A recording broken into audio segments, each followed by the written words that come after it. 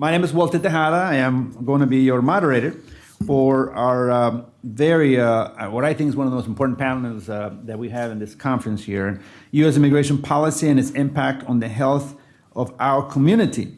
And we have two terrific speakers that have taken time from their professional obligations to join us to be here. Before we get started, I just want to point out that there's quite a lot of seating in this side. So if those of you way over there, if you'd like to move over here this side, that's fine. Or you can stay where you are. That's okay. The good thing is that we have all these screens that provide the visuals so that everyone can see well. But if you want to, you can certainly move over to this side as well, and we won't say anything. So come on over. We got plenty of seats reserved for you right over here.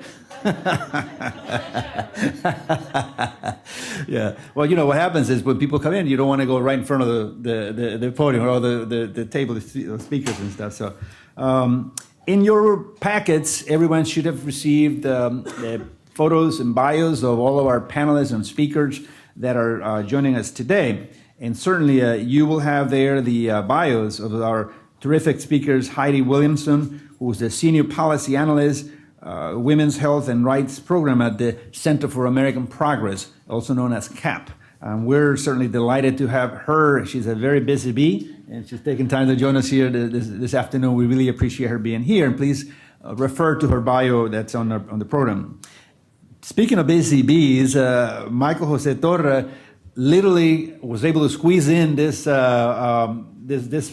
speaking role today because he's moving back and forth from the East Coast to the West Coast and back. And actually the West Coast to the East Coast and the West Coast, so he's got to travel back over there. But we caught him while he was here in the district, and so we're delighted. He is the principal, one of the principals of the Raven Group. If you're not familiar with that organization, I would encourage you to look up a little bit of information on the web. It's what I feel is one of the best organizations in the United States that talk about issues that matter to our community. Quite a lot of good information. So Michael's bio is also in your programs. And I want to once again express our gratitude to all the partners who have helped make this happen, in particular to the Washington University for making this facility available to have this event. So when we were talking a while back whether we should do this or not, this conference took place in 2013. Well, we thought, it's the barriers and the issues that affect the Latino community at the local, state, national level are still there. There are many issues, and at times we like to maybe sometimes think that they're going to go away, and somehow there's things that could be resolved. Well, they're not going to go away unless we directly attack them and address them or know what the facts are. So with that in mind, certainly the subject of immigration has been in the news a lot. And we'll ask Heidi to start us off with her presentation, and so that we can have an idea of what is the impact of U.S. immigration policy in the health of our communities, in particular if it has to do with the Latino community. Heidi, you're welcome to come to the podium and begin your presentation with the letter you took time to join us. Let's welcome Heidi Williamson from the Center for American Progress. Thank you so much. It is a pleasure to be here. I am often tasked with talking to people about policy, and before I start glazing over, I often remind them policy is simply a legalese to explain life, right? And the best way to have a policy conversation is to ground the policy in the lived experiences or stories that people are familiar with. And so I'm going to start with three stories that may not be that unfamiliar to many of you in the room, but I think should anchor this conversation so that we're having it based on the lived experiences of the women and families that we'll be talking about today. So my first story is about Blanca Borrego. Blanca is a Latina mother of two who went to the doctor in Texas in early September. She waited for almost 2 hours to see her OBGYN that she'd had an appointment with for some time. And when she was finally called back into the doctor's office, instead of being greeted by her doctor, she was met by a Harris County Sheriff's deputy.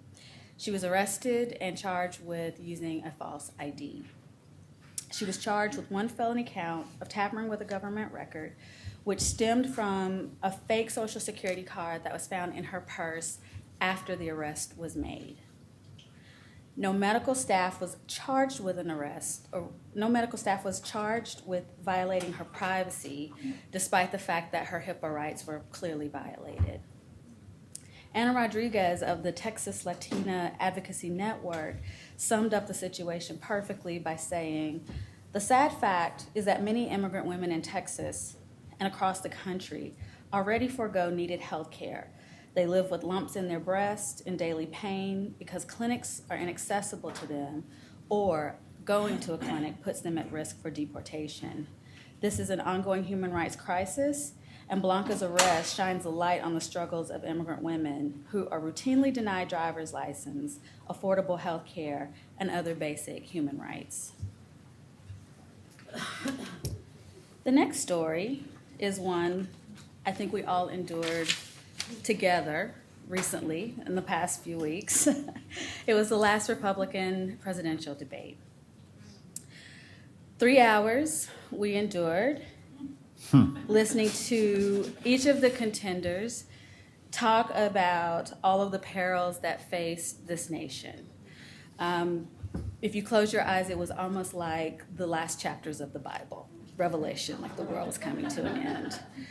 Most of the candidates used the term anchor baby more times than they actually said their name.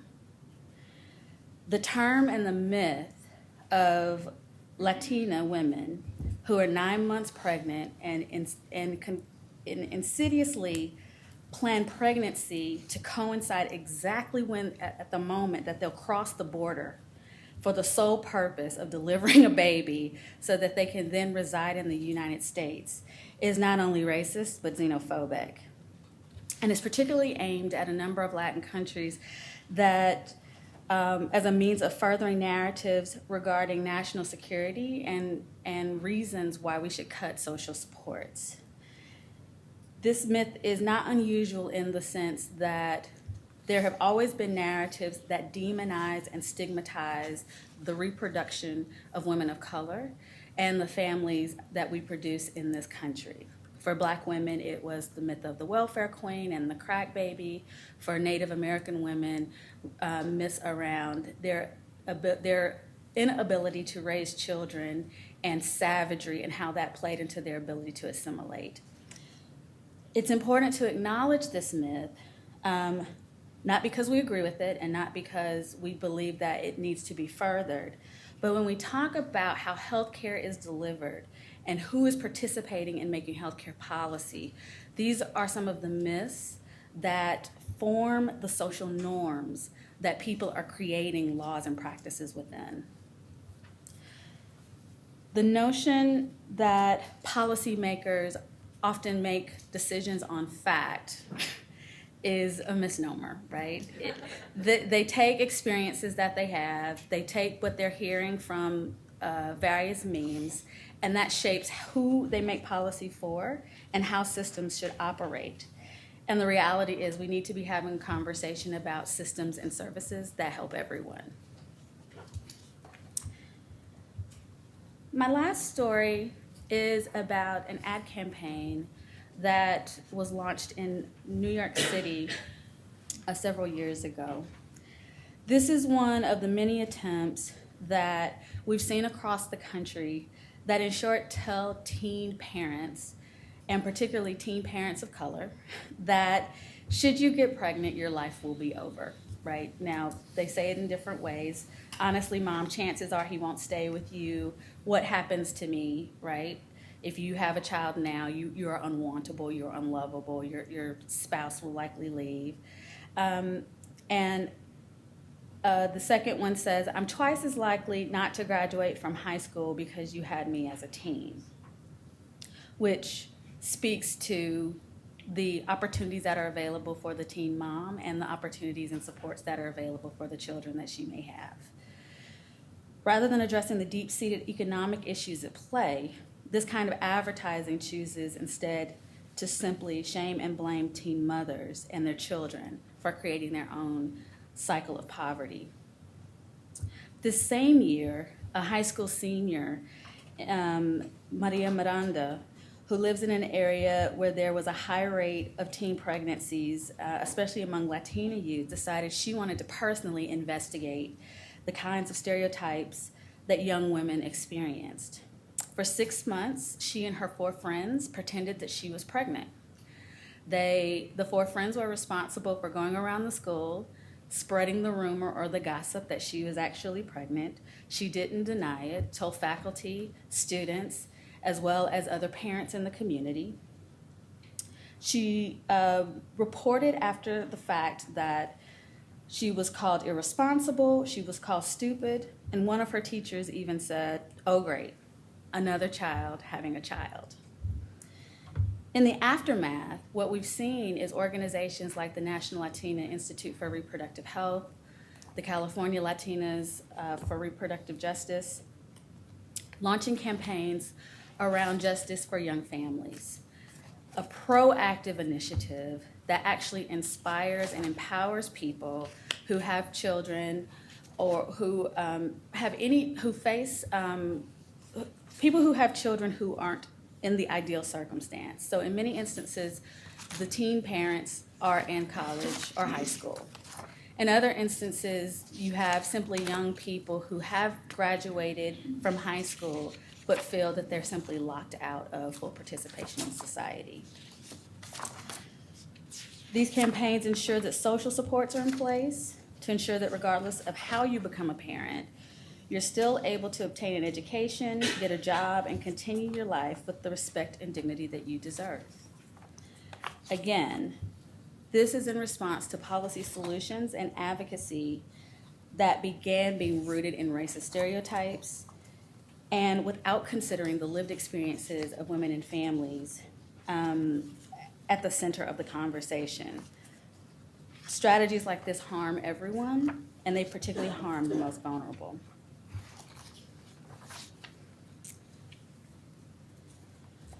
So how do these 3 stories connect to each other, right? I stand before you as a senior policy analyst, but I consider myself a reproductive justice advocate. And my job is to guide you through a conversation about health and wellness that actually goes beyond this conversation strictly that's rooted in health access, meaning health insurance, and the direct health service. Because what we know through both research and anecdotally is that health and well-being is not simply about the interaction you have with a doctor or your ability to afford health insurance. Access and availability are often talked about as catch-alls, but the best services in the world mean nothing if an individual's human rights are violated before they ever make it to the doctor. Laws that expand healthcare coverage are only effective if the law includes everyone who is actually in need of accessible, comprehensive, and affordable insurance. These 3 examples that I have shown you highlight how we must look at the lived experiences of the Latino community through a new frame called reproductive justice. Now, typically, when people hear the word repro, they automatically go to sort of these 2 ways of thinking. It's either about abortion or it's about contraception. And I often ask people to step back and think more broadly around reproduction, because what communities of color know is that it's beyond sort of this finite act of sex, and it's beyond this finite act of whether or not you have a child. The actual framework of reproductive justice says that every woman has the right to determine when she will have a child, when she will not have a child, and how she will parent that child with the proper social supports and in safe environments. More specifically, women of color push that notion even further, particularly around parenting, because families as a family unit specifically reproduce not only wealth, but poverty, not only culture, but faith.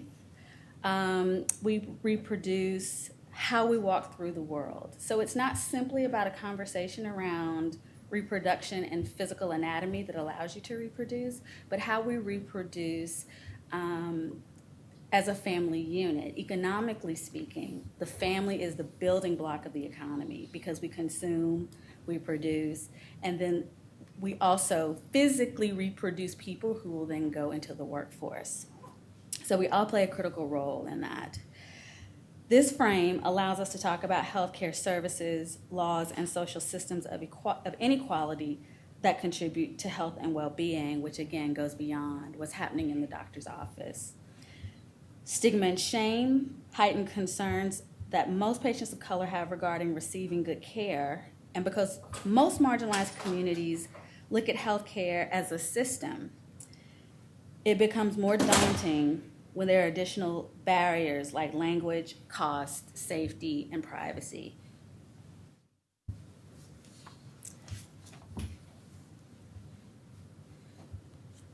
So from our 3 stories, what we also have seen is a whole host of issues, again, that can't be addressed specifically through healthcare policy or reproductive. That wasn't a cell phone, that's actually the timing, but we have a couple more. You can wrap up in a couple minutes.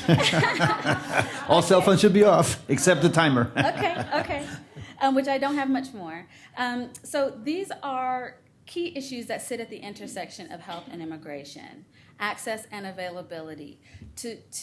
While the story of Blanca Borrego is horrific, most of us were flabbergasted that she actually could get to a doctor and just wait 2 hours. In a state like Texas, where clinics are being shut down every single day, it was phenomenal. I mean, she literally is of a privileged group in the context of who can make it to a doctor. But safety is an ongoing concern, not just safety within the doctor's office, but safety as you walk through the world, particularly if we're talking about mixed immigration status families. People want to be healthy and whole, and if you're always looking over your shoulder wondering, are you being policed, or is someone who is entrusted to protect you actually targeting you, that is a concern that actually can impact your health.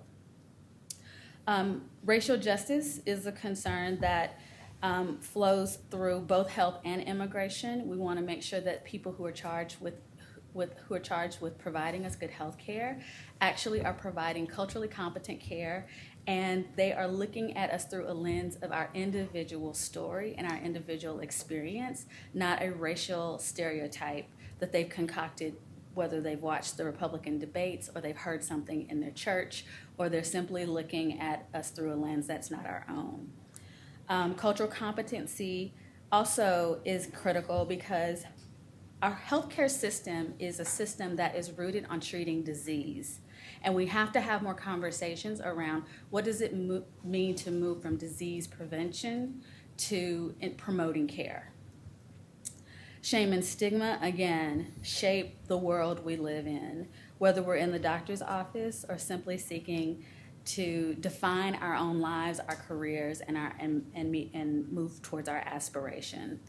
Family unification is a huge part of reproductive justice advocates who are working in immigration, because the family being whole is also critical to our health and well-being. And when we look at some of the immigration policies that are willing to not even deport, but simply separate families for the purposes of implementing policy that is helping no one, we have a problem in really supporting the health and well-being of families. And ultimately, the economic security argument is important because there's a direct correlation between health and wealth.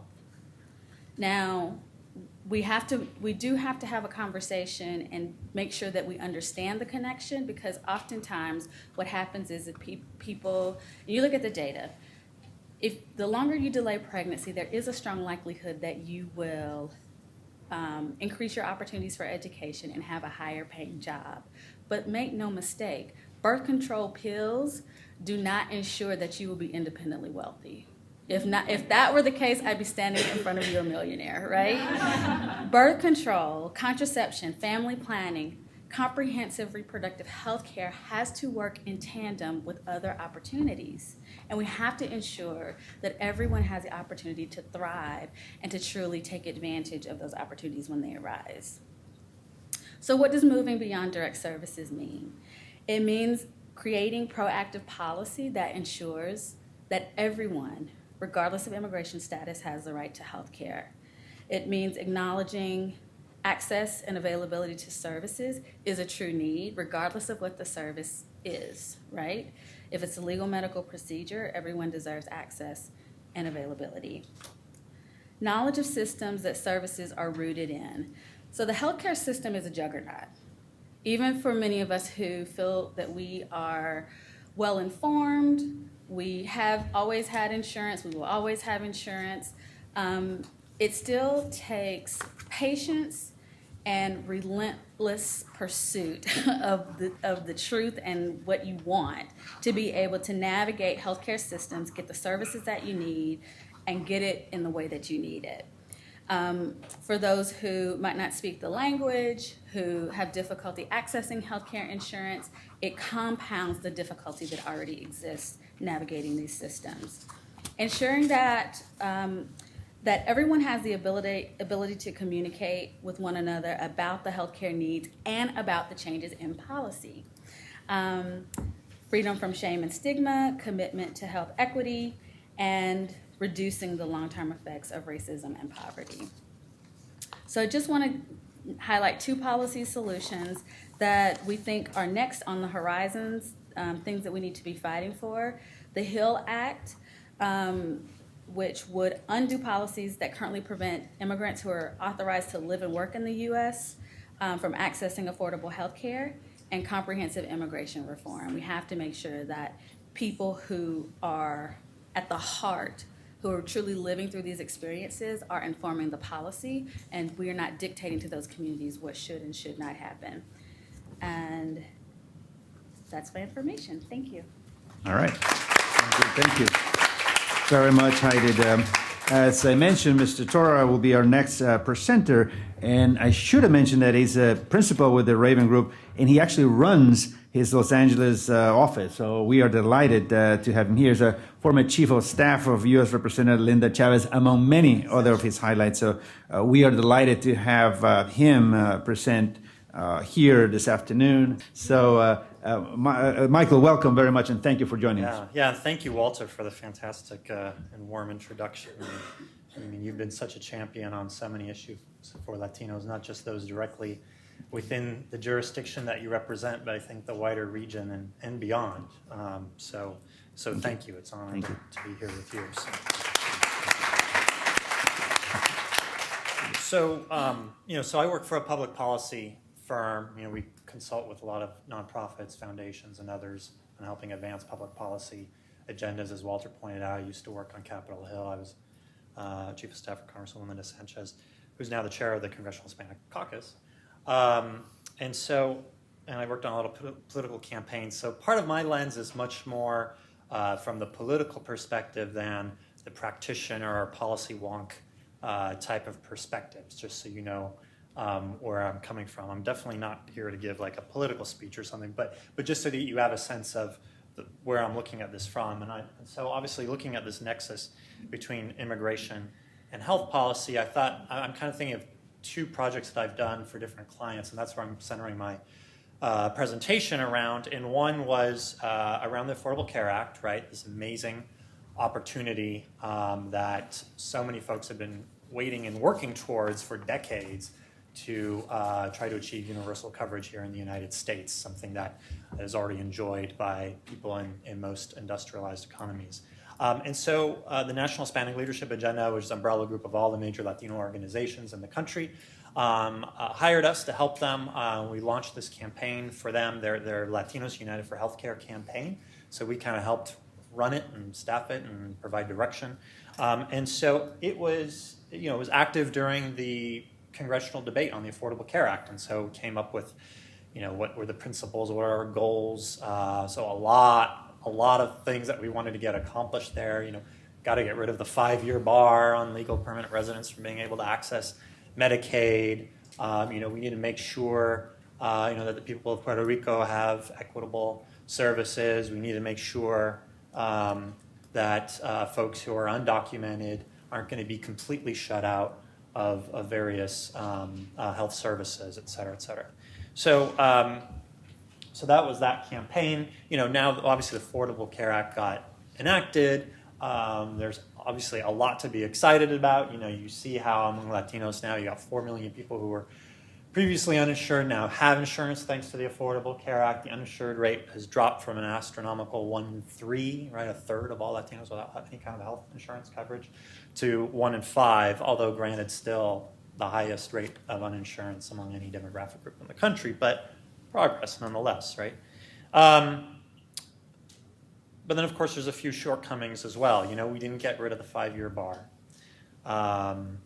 We actually, in a way, went backwards. Speaking about facts, I think Heidi said how facts don't always inform policymakers' decisions. I think she was spot on with that. There's a ban on undocumented immigrants even being able to purchase insurance with their own money at full cost, unsubsidized, on the health insurance marketplace, the exchanges.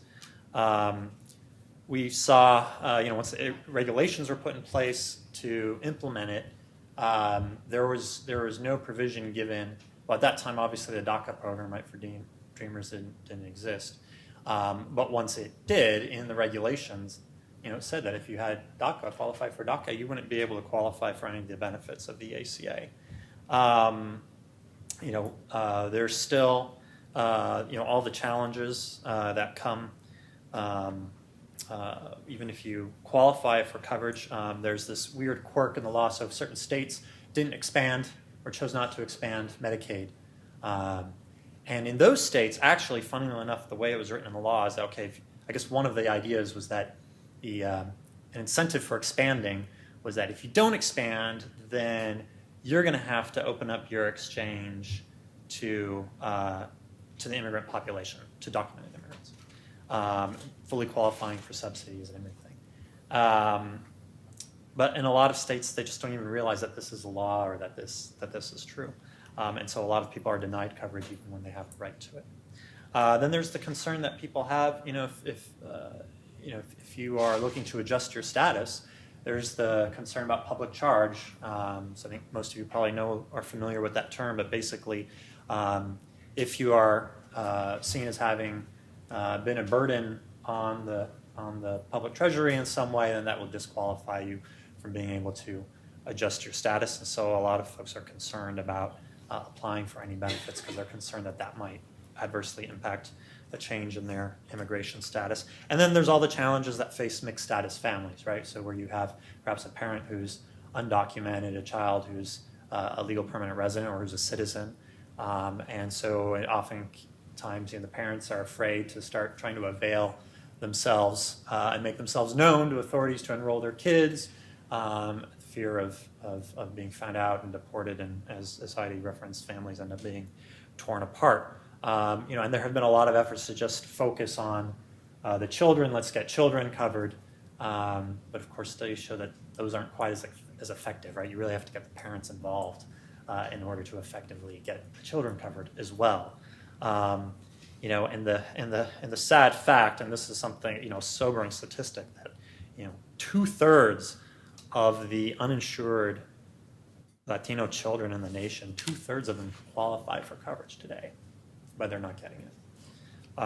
So, at the root of a lot of this is the fact that, we're sitting at this very difficult nexus, that the Latino community disproportionately sits at this nexus of health policy and immigration policy. Both issues that are very, very complicated. There aren't a lot of people who understand either of them in and out, let alone both of them. And so, when you have people who are health experts making, health policy, but don't understand immigration policy and how the two conflict and perhaps are not complementing each other, a lot of people are falling through the cracks, and that's disproportionately the Latino community. And obviously, politically, it's very difficult, right? This is what a lot of lawmakers see, are these kind of images. And these, by the way, are probably the nicer signs that I found online. There's some that are really, really nasty and really not based in fact at all. What we confronted during the debate on the ACA and when we were trying to advance Latino priorities, we heard from a lot of friends on the Hill and in the administration was, hold on, don't push too hard. We're going to solve this when we get to immigration reform. So let's get the Affordable Care Act through, and then we'll take care of this later. Well, I mean, if you're not ready to take care of it in the context of a health bill, you're not going to be ready to take care of it in the context of an immigration reform bill. And then, of course, lo and behold, we had the Great Recession, and who wants to try to talk about legalizing undocumented workers at a time when unemployment is at a record high, and then you have this sentiment all over the place. And so even when we finally did, in Mr. Obama's second term, in the Senate have a bipartisan movement on immigration reform, which obviously was great that there was some progress there. It didn't solve all all the unfinished business from the ACA. I mean, that's the reality there. The fact is, you're going to have all these assumptions out there, and they run rampant. And again, going back to what Heidi said, they're going to inform policymakers' decisions. There's misperception about immigrants disproportionately being criminals. I mean, this person's concerned about keeping our kids safe. I'm sorry, but if there are Central American kids sitting next to your child in class, I'll tell you, your child's going to be safe. Study after study has shown how immigrants are less involved in the criminal justice system, are less likely to commit crime, less likely to reoffend if they do at all. So, and then, there's all the concern about the burdens to the economy. Well, of course, the Congressional Budget Office and economists, 95% of economists, I think, agree that immigration reform, comprehensive immigration reform that Heidi raised, would actually be a net benefit to the economy. So, the thing is, the facts are on our side, right? So the solution is not to avoid the immigration debate when we're talking about healthcare and we're trying to push forward health reform measures. The solution is to talk about it, and the solution is to change the narrative. So this then takes me to what another client of mine did, the California Endowment, which is a major foundation in California, the largest health foundation, public health foundation in California, whose mission is to improve the health outcomes for the most vulnerable people in California. And so they spend a lot of time looking, of course, in California, you can't make health reform work if you're not doing something for the immigrant population, and particularly the undocumented population. They basically started an advertising campaign, billboards, web ads, videos that went viral, ads by bus shelters outside supermarkets, to change the narrative about how we talk about immigrants and what immigrants are contributing to the state of California. And so these are some examples of some billboards. You saw on the previous slide kind of the nutrition facts, the undocumented Californian facts, and there's another one here, taken like from the nutrition label, right? So you talk about what percentage of immigrant households are actually working, right? It's 92%. They're paying. Well, here it says $2.7 billion that they're paying in taxes. It's actually even more if you factor in what they're contributing in terms of property taxes, whether they rent or whether they own. And the net impact on the economy in terms of the purchasing power of immigrants and what that's contributing to the economy. Again, here, 95% of economists who agree that it benefits the economy. And then there's a health message in terms of how much money the state saves if we invest in preventive health coverage, prenatal care, child immunizations. And so, the basic message that they were trying to get to people was, undocumented Californians are a valuable part of our state. I mean, we can't be a state, we wouldn't be the thriving state we are without them. So it's kind of ridiculous if they're not getting the health coverage they need, and they'd be able to contribute so much more to the state and to our economy if the concerns about health coverage, if those concerns weren't there. Let me actually go to some additional. We're into the fun pictures now. You saw the ugly ones already. So another example was around last year with the surge in Central American migrants who came across the border. You saw, and actually I think one, if not two, of the ugly pictures were taken from people who were there protesting in front of the buses full of children, right? With some really, and again, I showed you the nice posters. I mean, saying really ugly things to children. And so California Endowment, faith leaders, community organizations got together and said, we got to change this debate. And and they started a website and a campaign with a very simple name. They are children, right? Let's talk about them as children. And one of the most beautiful things that they did was that they encouraged through churches and community events,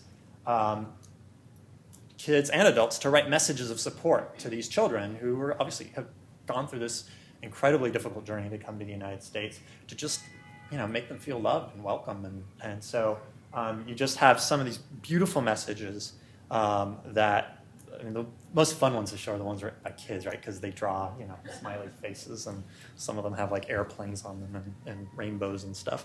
And then what we did to make sure policymakers were seeing these is we blew them up onto these big posters. We did like little pop-up exhibits. This was in the House of Representatives. We did another one in the United States Senate, so that folks walking by and policymakers, and here you have my former boss, Linda Sanchez, looking at these posters, and members of the public, right? Because a lot of people are walking through those halls to visit their members of Congress. They would stop and see, we had literature explaining everything and all of that. Again, narrative change is so extremely important to be able to help change the response of policymakers. So the second point I want to make, and this is a lot of text, I apologize, is that there are other solutions, right, in the absence of any movement at the federal level on comprehensive immigration reform, which, it's so difficult to get through this current Congress and probably the next one.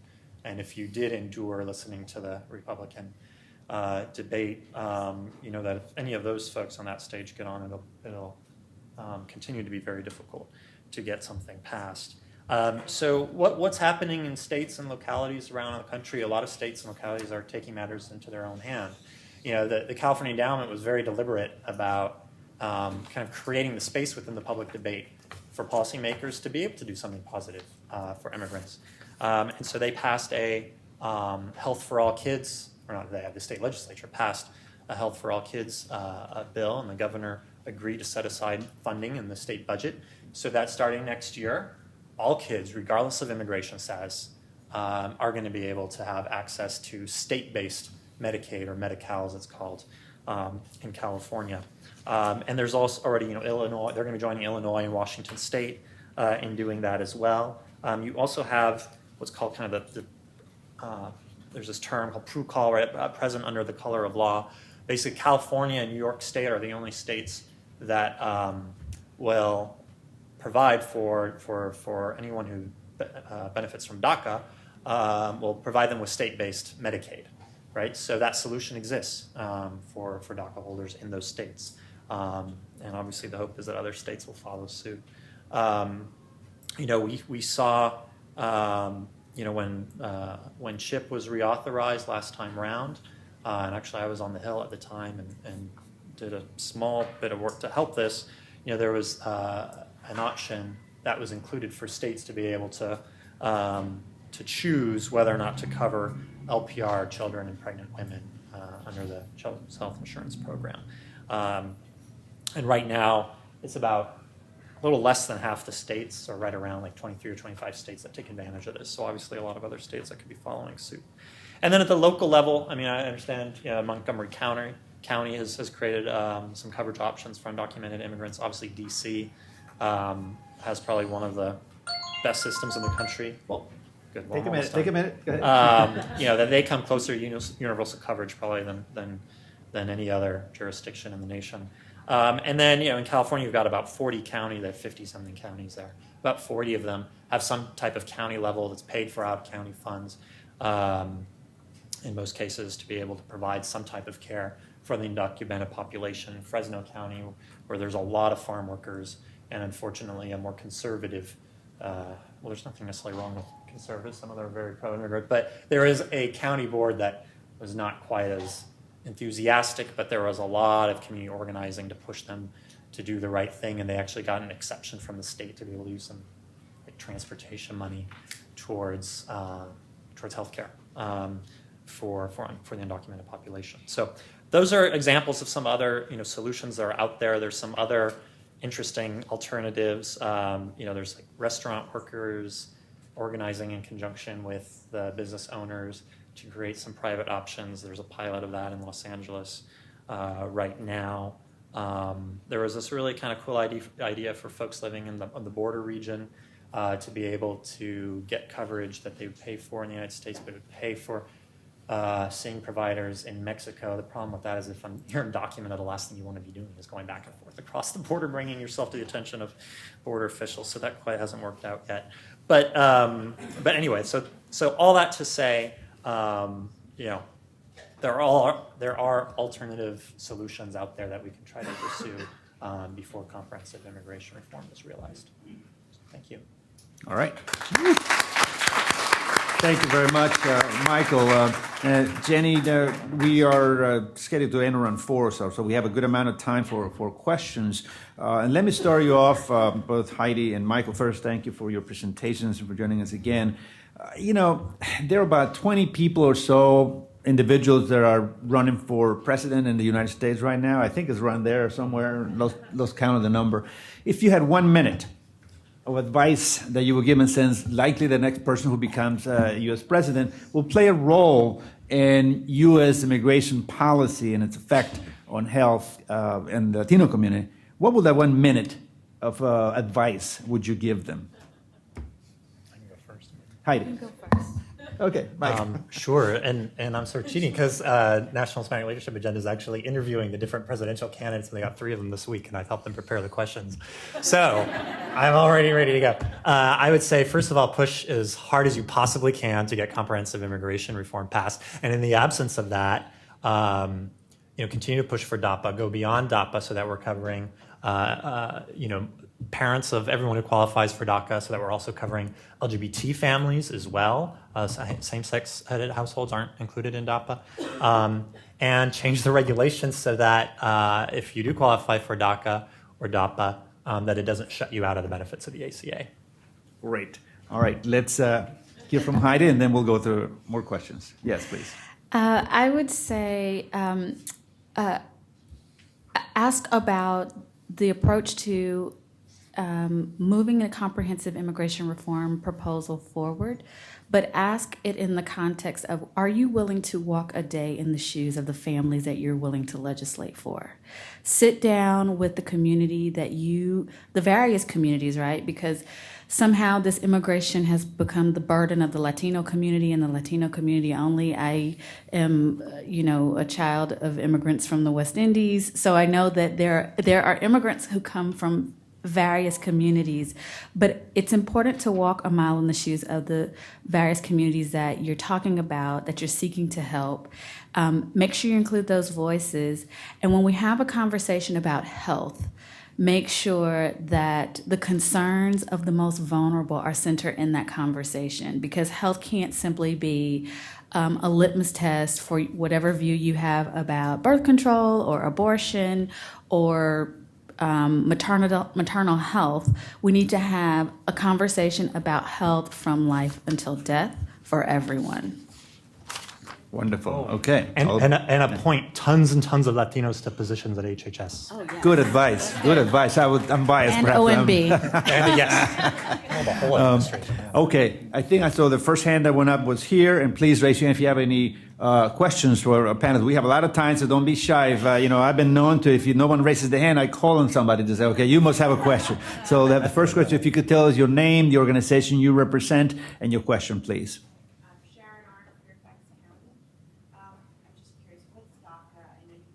Oh. The question was what is DACA, because that acronym has been used several times, so I'm repeating the question. Do we have mics, portable mics? Yeah, I'm sorry. So that's like immigration wonky terms. So that was the program that was created through executive action for Dreamers, right? So it's called, it refers to deferred action for childhood arrivals. So basically, if you came to the country as a kid because your parents brought you here, that you then qualify for relief from deportation. So you can't be deported if you're enrolled in this program. Excellent questions. Too many times I think we're all using the lingo. We think everybody else knows it. So it really brings us back to that we need to really cover the basics. So thank you very much for that question. Important. Okay, the next question. Your name, the organization you represent, and the question, please. My name is... hello. Yeah, my name is Edgar Aranda. I am the chair of the Virginia Coalition of Latino Organizations. My question is if you can talk a little bit of the bill that was introduced by Luis Gutierrez What are the chances to pass? How can we get involved in that? Just in case folks in here, they can talk about the bill that was submitted by Congressman Luis Gutierrez. What are the chances for that bill? And maybe you can expand on what that bill is about. Yeah, so this is the bill that basically would open up the ACA to, Is that the HEAL Act? no, not the HEAL Act. It's a different one, but it includes a lot of the same elements. I mean, the chances for passage, I mean, honestly, we'll see if the new speaker, depending on what the new speaker's approach is and how influenced they were by the Pope's message, there might be a chance, but otherwise I certainly wouldn't bet on it. But the important thing is that it's a vehicle, right, for messaging around the issue, right? Like as I was saying, to try to change the narrative. So even if it doesn't pass, I mean, it's going to be an important tool to use. Okay. Next question, please. Your name, organization, please, and your question. Hi, I'm Alicia with the Mexicano Pueblo. And I'm wondering if you could talk a little bit about some of the blowback of the changing of the narrative and if there has been a lot of negative repercussions. And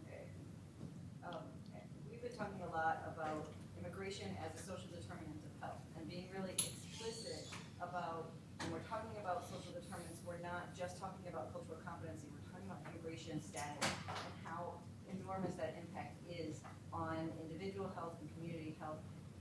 But there's always that fear of if you're too explicit, if you're too bold and saying we're talking about undocumented people, that there'll be this blowback. And I'm just wondering if you can reflect on any negative fallout from that campaign, which seems so beautiful from my eyes. Yeah, I mean, obviously California is very different from the rest of the country, right? And it wasn't like, and it's not like you start one of these campaigns just willy-nilly, right? You know, there's a lot of planning that goes into it, lining up a lot of other validators and allies to echo the message. And then it also helped that the California endowment as an endowment of $3.5 billion, so they could pay to blanket the state with billboards. And not everyone's able to do that. So I would definitely preach for having a good plan before you jump into the debate. Yeah, you don't have to have $3.5 billion, but you do need to have a plan. Would you like to do anything, Heidi?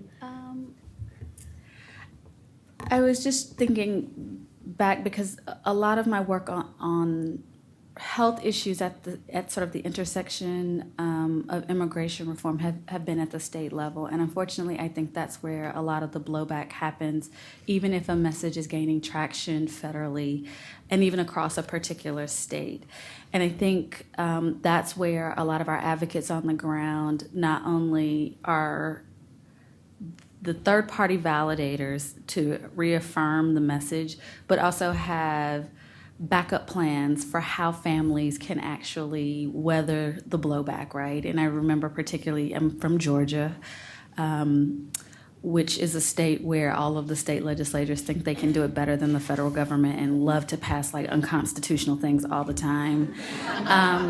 And, they were hell-bent 5 years ago on passing some sort of immigration reform. But what we found was that a lot of groups were having to come up with intermediary fixes because families, in essence, were being terrorized as positive messages and really good advocacy was taking place at the state and federal level. There was a lot of blowback at the state level.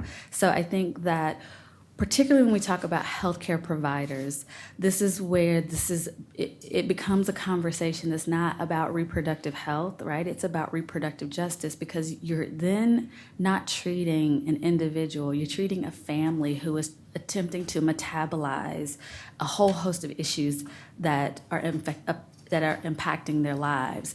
And for those of you who don't know about social determinants of health, I mean, immigration status and race are the two most insidious factors that impact the health. And it's difficult to talk about because you can't measure it, but we feel it, right? We know that when we look at sort of the outcomes, the health outcomes, and Latinos have some of the worst health disparities only to be surpassed by African Americans, that is a reflection of something that is immeasurable within our society, and it often is a matter of race and class, which is a byproduct also of immigration status. So I think that healthcare providers have to become much more nimble, have to be willing to have harder conversations that do go beyond sort of the traditional, how are you feeling, what ails you, because the factors that are impacting the overall well-being of families and individuals, it doesn't look like it would ordinarily look if the stressor of immigration status were not there. And the only other thing I would add, Alicia, is it's hard to think about being too explicit to make our own arguments for those of us who support immigration reform and all kinds of other good things that immigrants should be credited for, because it's already difficult to think about how much more explicit the opposition can get when we are referred to as anchor babies, public charge, all Mexicans are criminals. Never mind that Latinos come from all walks of life. We're all Mexicans in the eyes of some, right?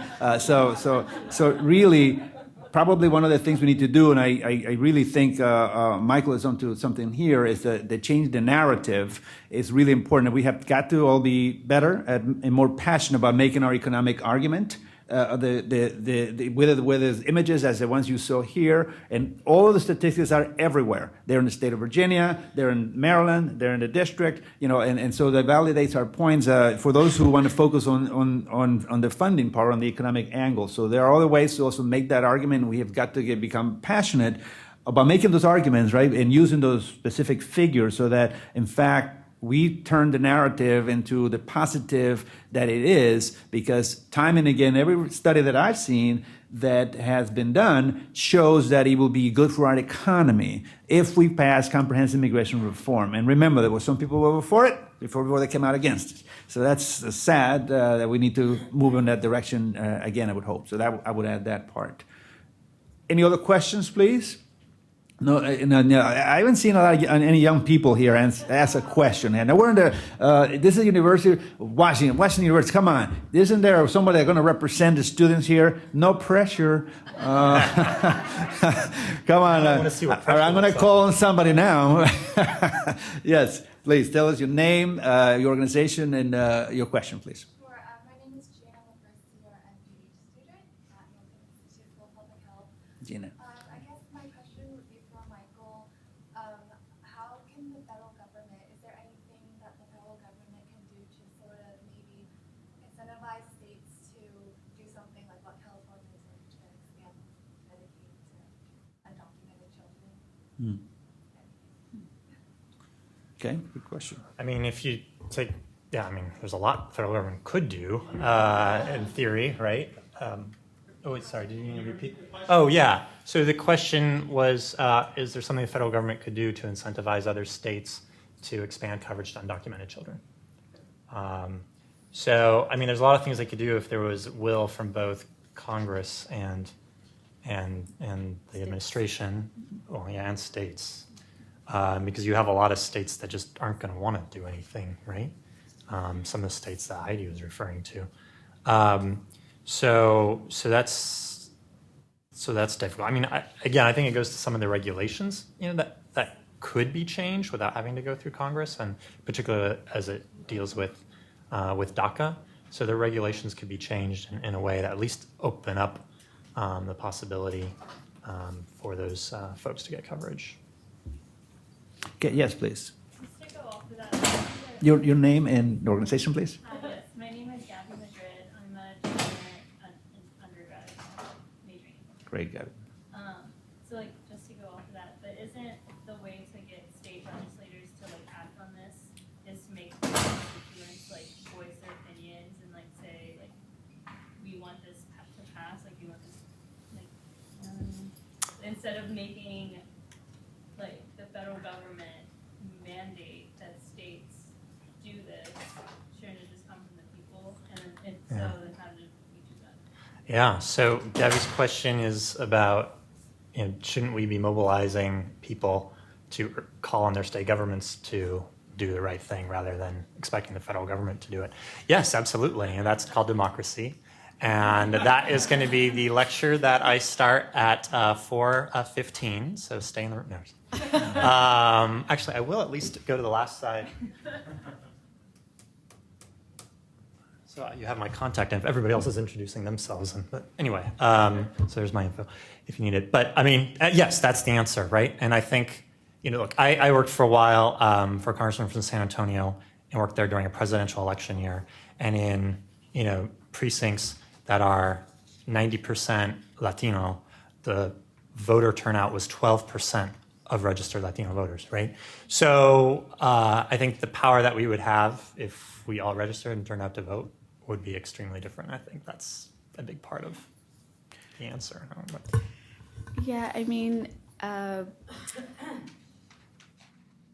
think that we have to, so there's this delicate dance, right? So when we talk about the state legislature and coming from one of those states that goes rogue, right? Georgia's incredibly proud of being like the first state to like defy a Supreme Court ruling, hence the Trail of Tears. We have to be mindful about what it is that is being asked at the federal level and what is being asked at the state level. Ideally, we would love a comprehensive immigration plan that would incentivize, much like we had with the ACA, right? States doing something to increase opportunity and access. And like some of my colleagues in DC who are incredibly hopeful, Kaiser Family Foundation is one of those organizations who believe that with Medicaid expansion, states ultimately will all fall in line. Even though there are many resisting now, what history tells us is that if the federal government offers an incentive long enough, states get in line. So we're hoping and we're waiting. When it comes to immigration reform, I think that it's incumbent to just recognize the context. And the reality is there is so much stigma and shame and stereotypes rooted around what is the immigration problem. And we have to be willing to initiate strategies and campaigns that involve civic engagement, involve people being active. Groups like National Latina and for Reproductive Health and California Latinas for Reproductive Justice are doing some really interesting work on the ground where they're getting undocumented individuals involved in the electoral process, even though they can't vote themselves, right? So it's about how do we inform policy and participate in culture change in sort of this dual way. I'm a big believer that what it should come from the grassroots and percolate up. Like the idea and the change should come from the grassroots and percolate up. So I think that we do need to look to the states and leaders in the states and families in the states and activists and healthcare providers in the states to help inform and shape what happens at the policy level. But we have to be incredibly strategic about how we engage policymakers at the state level, because the reality is immigration reform is a responsibility of those at the federal level. Okay. We still have questions, I think, for a couple more. This young man had his hand up, and then I saw a hand over there. I have not seen a hand up on that side over there.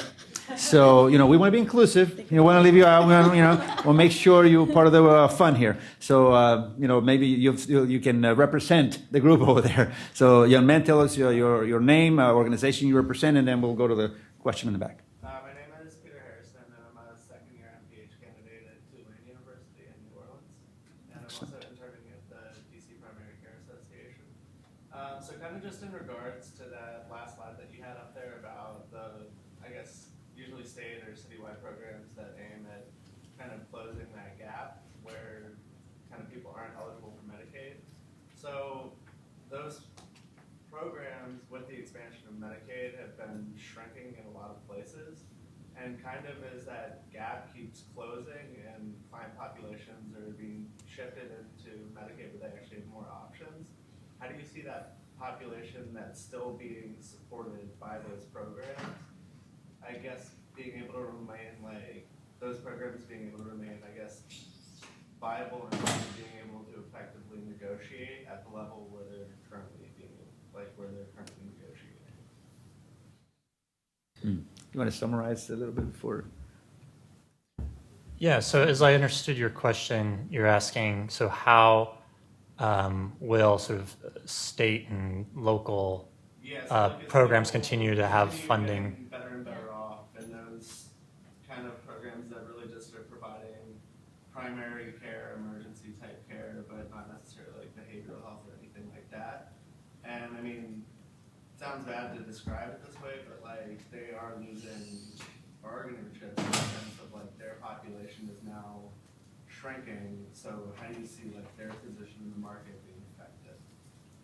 So you mean the population of people who don't have any coverage at all is shrinking, or those who lack full coverage, who are only getting primary? Who are in like say like members of the DC Healthcare Alliance, Mm-hmm. where that they had their funding cut by like 70% in between 2009 and 2015. Because policymakers figured you'll Well, be able to they get lost money from. So they lost 56% of their client population to Medicaid, which is beneficial for them, but they're also losing an even greater amount of funding, and Yeah. clearly some sort of an ability to be able to negotiate effectively. Has the group on that side pretty much heard the conversation so far? Okay, good, okay. So kind of just like, where do you see those programs going in the future as like under the assumption that the gap will continue to close? I mean, I don't know enough about seems- what's happening in DC, but thinking more about California, and especially since I'm based there now, you know, there, you know, it's a combination of county and state funds that are covering this. So there, you know, the work to ensure that that funding remains, or that there's sufficient funding for the need, you know, really does get kind of to the political will question that we were talking about. And so, I mean, that's why there's a lot of organizing there, you know, and organizing communities to be able to do the, you know, bottom up pressure on policymakers to make sure that Peter, what I would add to that also is that a lot of these decisions are localized in your case, but it does highlight the need, the failure, and we didn't pressure enough and highlight that the public option should have been one that should have been part of this all along, because then that would have been a way of addressing any numbers that will be reduced. There will be an option for someone that didn't qualify. Obviously, the undocumented folks might not qualify, but there are many others who wouldn't be, would. And so, you know, it goes to the point that Gabby was making earlier about political organizing, that we need to continue to do that every time there's major decisions like that are being considered, because they do have significant consequences down the line. So let me move to probably the last question over here. And then unless, we won't leave out that group, unless somebody else has a question over there. But otherwise, please tell us your name and your organization and the question. My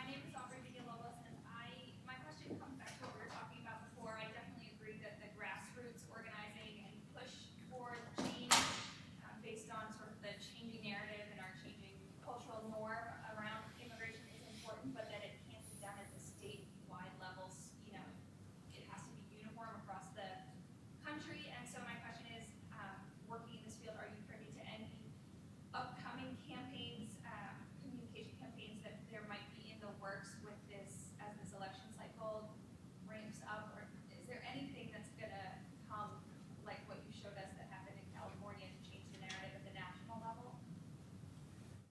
I'm not aware of anything in the works. Doesn't mean there isn't, but I'm not aware of it. And then again, the Justice for Young Families campaign, which is a push being made by the National Latina Institute for Reproductive Health, working with other immigration organizations, is, I think, a campaign to reduce the stigma, particularly around what has become the stereotype around the Latino community being this uncontrollable population, right? Like if this uncontrollable fertility is the issue and is part of the reason that we have, you know, national security concerns and overspending and legislators making bad decisions. It's all rooted at the fertility of the Latino community. But I don't know any others beyond that, and I think there probably should be. I mean, there won't be something, at least I'm not aware of anything like on the scale of what the endowment was doing. But I mean, there's certainly, I mean, speaking of the National Latino Institute for Reproductive Health, and what's great about them is, I mean, they're very active like in Texas, right? They're like in tough territory but doing the work that needs to be done there. And there's a whole pamphlet of Latino organizations who are going to be out there. I mentioned NHLA that's engaging the presidential candidates. They're going to be doing more public-facing event messaging as the election approaches. So you will see that. Obviously the hope is that there will be funders out there who will be able to help scale these up and make them more pervasive. Yeah. Absolutely, I agree with you, and I think that a final comment on this would be that part of what's at play here is that there needs to be, whether philanthropic funds can be found to engage in an all-out campaign to indeed help change the rhetoric from this subject and as well as others, because the political climate, the environment isn't friendly at the moment. To give an example, there's one party in Congress that over 60 times has tried to bring to the House floor to kill the Affordable Care Act. So that just gives you not 1, 2, 3, but 60 times. So there isn't that much, in the part of some segments of a population, an interest. In fact, their interest is to do away with it, even though they offer no alternative. So, but that means it goes back to the point that Gavi was making, and we're going to end with that. Until we rise up as an organized, the foundation of this country is the citizen speaker, the one who raises his hand and says, wait a minute, something's wrong here. I don't agree with that. We have to change it. Until we do it in an organized, democratic way, and the democratic no cap here, that we do it in a civil society, it won't happen by chance. So I think before it completely end, let me make a couple of quick announcements. We're now going to be moving to the convening center. That's what Jenny? Okay, that's where we started this morning for those of you, and you are the gladiators who stuck it out through today. You cannot leave here without getting some kind of prize. If you have a ticket for the drawing, make sure to come over there. And if you still have your dancing shoes, Michael, we want to hang out for some dance. There's going to be some dancing afterwards, Heidi. You're welcome to be part of that too. And so we are going to go over there in a moment and have a reception for those who want to stick around. One final announcement, Jenny. I believe all the PowerPoints will be available online. Yes. So if whoever was here, and how do people know how to access it? Is it in our agenda? Is it in our program? I think we should probably send out emails. We have all the emails of everybody's registered, so we'll give that to you. Along with, I know I've got a lot of questions about the directory, so I can give you an electronic version of that as well. Okay, so that's how we're going to proceed. And so now as we end, please join me in saying thank you to Michael and Heidi for the wonderful presentation.